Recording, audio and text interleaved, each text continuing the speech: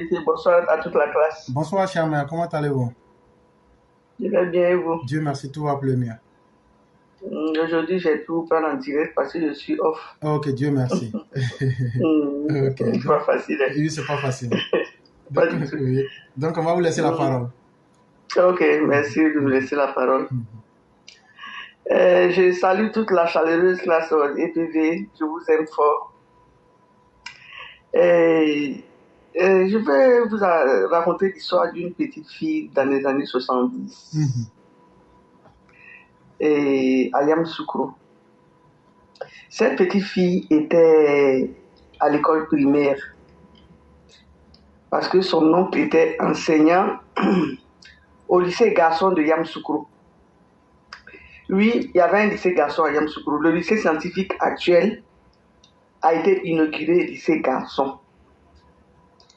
Et à proximité du logement des professeurs, c'était les sapins et un petit mur qui séparait la plantation de feu Félix Houphouët-Boigny au logement des professeurs.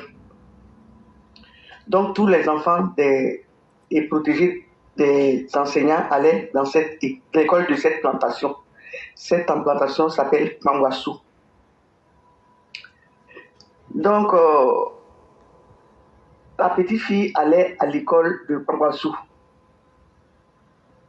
Le soir, en marchant, au retour des classes, dans l'après-midi, quand le président était à Yamoussoukro, il aimait faire les 100 pas toujours en logeant les sapins qui bordent la rue principale allant à Tiboakro. Pour tout faciliter, cette petite fille, c'est moi. C'est moi. Donc, dans les après-midi, souvent quand nous ne voulons pas partir à la maison, on passait notre temps à l'école. On faisait en quelque sorte journée continue. Avec 25 francs, on avait de la ticket poisson et on mangeait à satiété. Et pendant ce laps de temps, on côtoyait beaucoup les autochtones, les ouvriers, les vieux baoulés, les ouvriers de la plantation, puisqu'on allait à l'école avec leurs enfants. On allait chez eux à la maison, on y passait du temps. Et les enfants ont de grandes oreilles pour écouter. Ne dit-on pas que la vérité sort toujours de la bouche des enfants? Donc j'ai écouté beaucoup de choses là-bas par rapport aux vieux Félix Houphouët-Boigny. Le soir, quand nous rentrions, comme je l'ai dit, on croisait beaucoup tout le temps le président Félix Houphouët-Boigny quand il était à Yamoussoukro.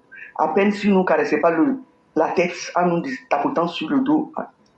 Bonjour, j'ai eu le privilège de lui serrer la main pendant ce laps de temps. Après mon entrée en 6e à Yamoussoukro, je suis affecté au CEG de Bois-Clé. Mon oncle étant enseignant, il allait faire un transfert et il m'a mis au lycée de Bois-Flé. Et j'avais comme tuteur son ami enseignant, le proviseur du lycée de Bois-Flé.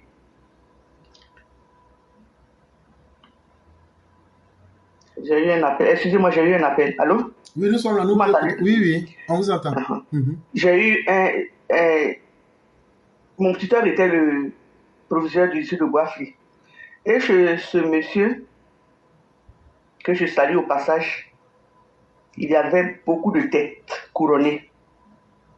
Il y avait Wigné Alain. Quand j'ai dit le nom, je vous confirme qu'il y avait Wigné Alain. Il y avait Ablet Diawara. Quand j'ai appuyé sur Diawara, vous savez de quoi je parle. Il y avait Adu Poké.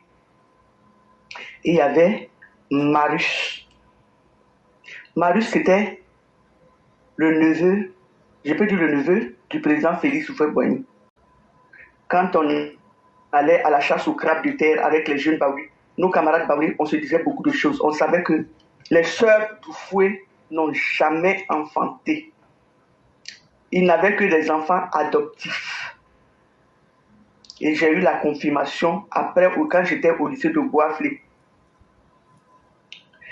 Par le biais de Marius, père son âme, il vient de décéder il y a à peine 4 mois, 3 ou 4 mois. Par le biais de Marius, j'ai pu entrer au palais. Je suis allé une fois chez Mamie Geneba. Et par le biais d'une de mes amies, qui est sur Facebook aussi, qui était la protégée de Mamie Fêtait, je suis allé au palais. C'est vous dire que chez les Baoulés, comme on le dit, c'est le neveu, c'est le matriarcat. Donc, puisque ces soeurs n'ont pas eu d'enfants, et comment on appelle ça, Marie et l'autre, elle a eu l'enfant par alliance, elle a eu adopté un enfant qui est marié tout seul par le mariage, l'alliance de sa cousine avec un Sénégalais. Donc, ce sont les enfants de marier tout ça, je le sais, les enfants de marier tout qui sont les Siam, les enfants de Siam.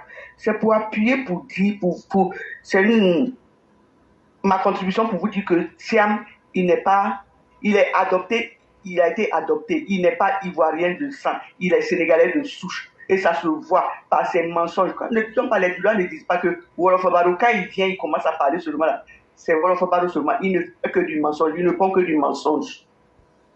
Donc c'était ma petite contribution pour vous dire que Tidiane Thiam, il n'est pas ivoirien, il est bel et bien sénégalais. Merci, Éclaireur.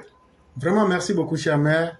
Merci encore de sortir en tant que quelqu'un qui a connu Oufoué, qui a vécu dans les sillages d'Oufoué.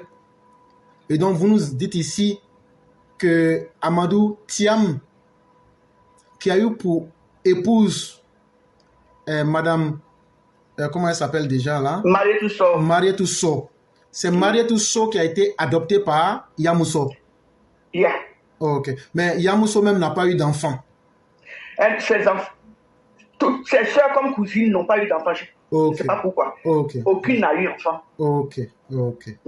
Et donc, donc là, on comprend bien donc que c'est du sang étranger qui a été adopté dans la famille. Effectivement. Et le président Oufoué lui-même le dit clairement. Et là, ça nous fait comprendre clairement les choses. Et vraiment, on ne peut que vous dire merci. Parce que quand des gens qui ont connu la famille viennent confirmer comme vous le faites, oui, ça clarifie encore davantage tout. Et vraiment, oui, je connais bien Yam Soukro.